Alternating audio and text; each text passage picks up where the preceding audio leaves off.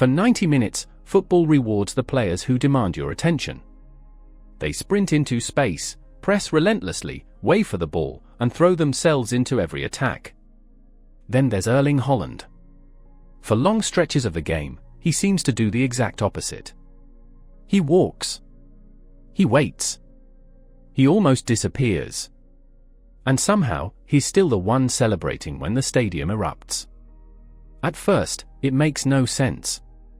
If running creates chances, why doesn't he run more? If touching the ball builds rhythm, why is he comfortable spending minutes without it?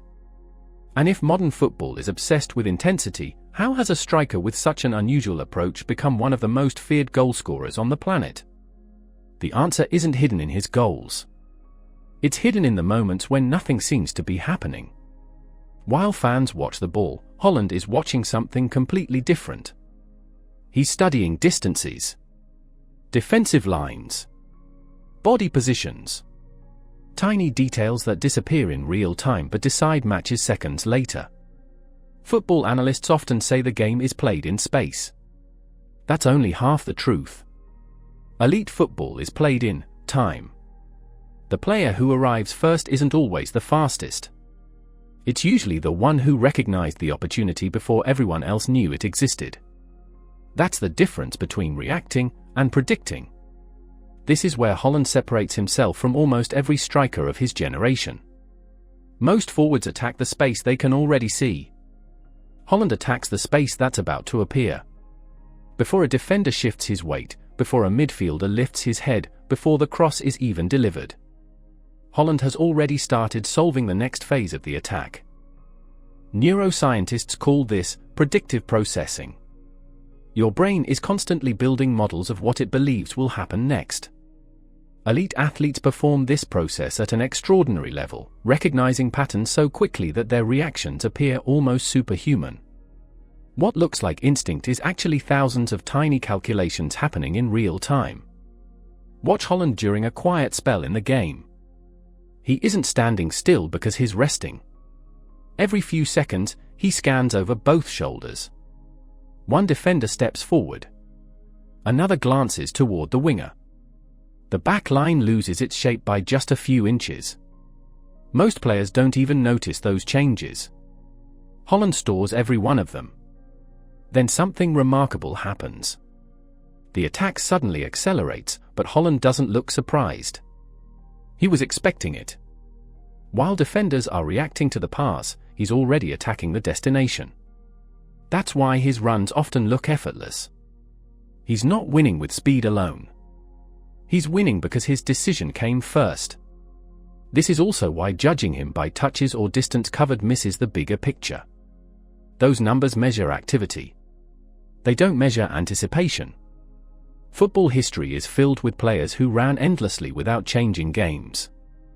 Haaland is chasing something far more valuable, the single action that changes the scoreline. And that leads to the biggest misconception of all. People believe Haaland walks because he wants to conserve energy.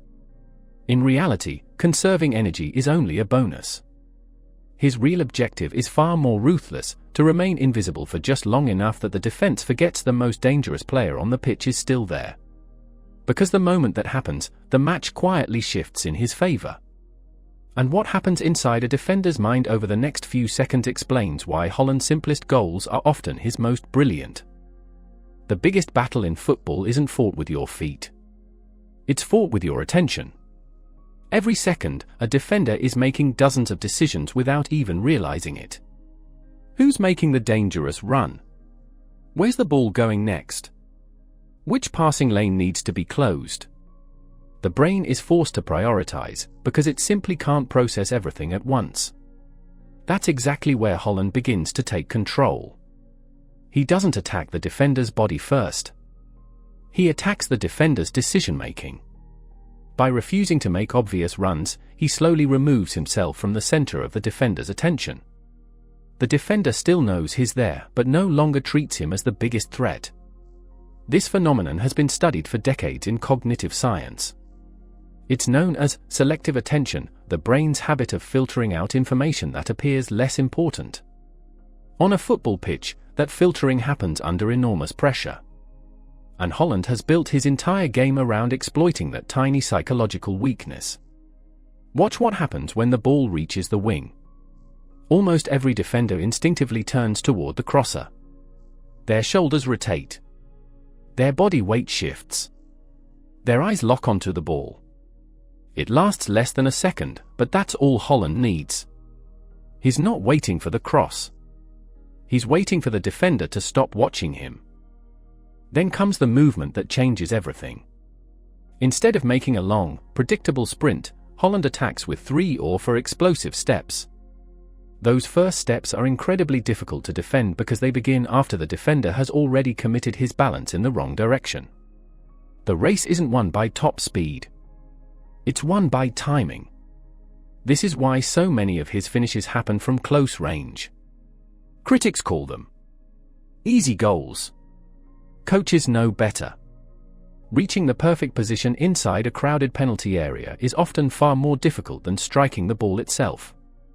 The finish is simply the reward for dozens of invisible decisions made earlier in the attack. There's another reason this strategy works. Haaland doesn't waste energy fighting battles that don't increase his chances of scoring. Many strikers constantly wrestle with centre-backs, chase hopeless passes, or drift into areas where they pose little threat. Haaland is remarkably disciplined. If a movement doesn't improve the probability of a goal, he often refuses to make it. That discipline creates something priceless late in matches. While defenders are carrying the fatigue of countless unnecessary sprints and physical duels, Haaland still has the power to produce one explosive burst at full intensity. He hasn't been inactive. He's been investing his energy for the exact moment the game is most likely to be decided. This is why his style often looks effortless. But effortless doesn't mean easy. It means every action has already been filtered through a simple question. Will this increase my chances of scoring? If the answer is no, Haaland is willing to wait. And in modern football, patience has become one of the rarest skills of all. So when people say Haaland spends most of the match walking, they're describing what their eyes can see. What they don't see is the constant calculation happening beneath the surface, a player quietly manipulating space, attention, and time until the defense makes the one mistake it can never recover from. By now, it should be clear that Haaland isn't playing a slower version of football. He's playing a more efficient one.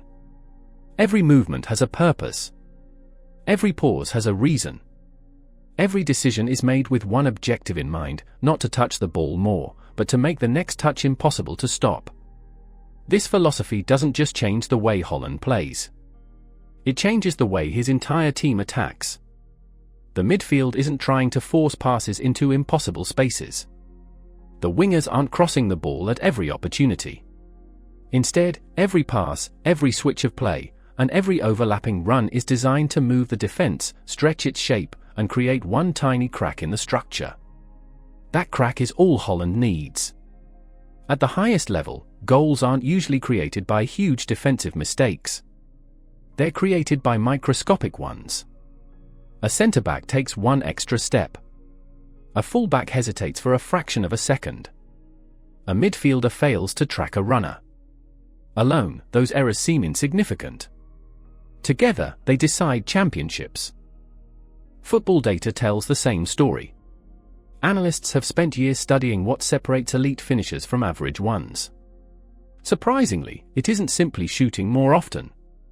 It's consistently taking shots from positions where scoring is far more likely. The world's best goal scorers don't just create chances, they eliminate bad ones. Haaland has mastered that principle better than almost anyone playing today. This is why he rarely looks desperate. He doesn't force impossible dribbles. He doesn't shoot from poor angles just to stay involved. He trusts the game to reveal the right opportunity. And when that opportunity finally arrives, everything happens so quickly that it feels almost inevitable. There's a reason defenders often describe facing elite strikers as mentally exhausting. It's not because they're constantly sprinting. It's because they know a single lapse in concentration can erase 90 minutes of perfect defending. Against Haaland, that pressure never disappears. Even when he's walking, the possibility of danger is always present. So the next time you watch him, try an experiment. Ignore the ball for 30 seconds. Watch only Haaland. Notice how often he scans the pitch. Watch how he subtly changes his angle without attracting attention. See how patiently he allows the defense to solve the wrong problem. You'll realize that the real match isn't always happening where the ball is. And perhaps that's the biggest lesson Haaland offers about modern football. The game isn't becoming faster because players are running more. It's becoming smarter because the best players process information more efficiently than everyone else. Intelligence has become just as decisive as speed, strength, or technique. Maybe that's why Haaland's goals often look so simple. By the time he touches the ball, the difficult part is already over. The defenders have been manipulated. The space has been created. The timing has been perfected. The finish is merely the final confirmation of a decision that was made long before the crowd even sensed the danger. So, why does Erling Haaland walk for so much of the match? Because he's not waiting for football to happen. He's quietly deciding where. It will happen when. It will happen, and, more often than not, who will finish it.